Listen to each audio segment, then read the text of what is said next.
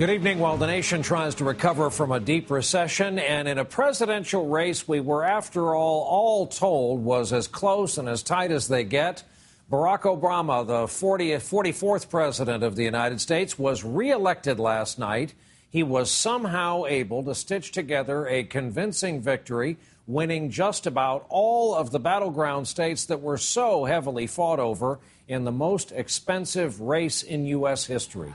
It was early this morning when the president appeared with his family, becoming the third consecutive two-term president we've elected. That hasn't happened since the time of Presidents Jefferson, Madison, and Monroe.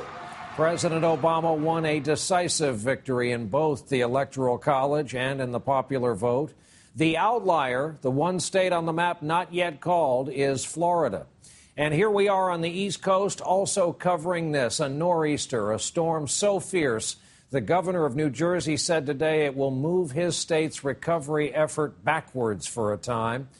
And here's a live picture of the map of the states on the 30 Rock skating rink we used as part of our coverage last night of election night. Tonight, it's under a layer of swirling snow. Back inside, we begin tonight with what happened last night, the president's historic re-election to a second term. He's on his way back to the White House tonight. That is where Kristen Welker starts off our coverage. Kristen, good evening. Brian, good evening. After a grueling and bitter campaign, President Obama returns to the White House as a two-term president. And with the economy still limping back to health, the stakes could not be higher. President Obama triumphant this afternoon, heading back to Washington, where voters decided he should stay for 4 more years.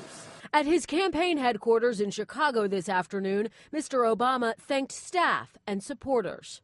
This after a night of emotional celebration in his hometown of Chicago. 20,000 turned out, shedding tears and sharing hugs.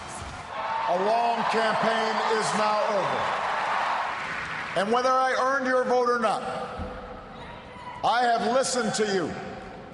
I have learned from you. And you've made me a better president. A passionate speech. Michelle, I have never loved you more. Mixed with a little bit of humor aimed at his daughters. I'm so proud of you guys.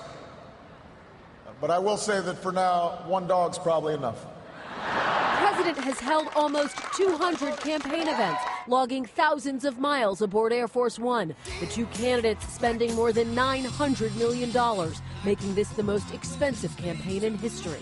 It's a victory that at times seemed impossible, given the anemic economy. Hugely disappointing jobs report. And sharply divided electorate. A toxic and disruptive debate here on Capitol Hill. Mr. Obama seemed to recognize the renewed urgency for bipartisanship. I am looking forward to reaching out and working with leaders of both parties to meet the challenges we can only solve together.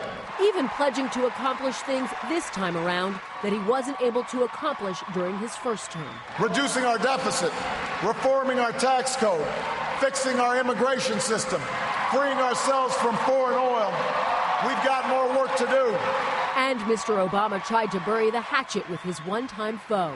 In the weeks ahead, I also look forward to sitting down with Governor Romney to talk about where we can work together to move this country forward. In the moments after he won, this digital age president posted this photo, which quickly became the most liked ever on Facebook.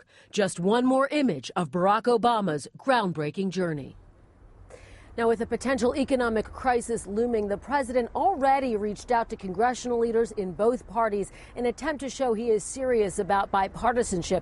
And right down the street, Brian, work has already begun on viewing stands for the inauguration. One more point, I am told that the crew aboard Air Force One gave President Obama a congratulatory cake on the way home. Kristen Welker on the White House lawn starting off our coverage tonight. Kristen, thanks.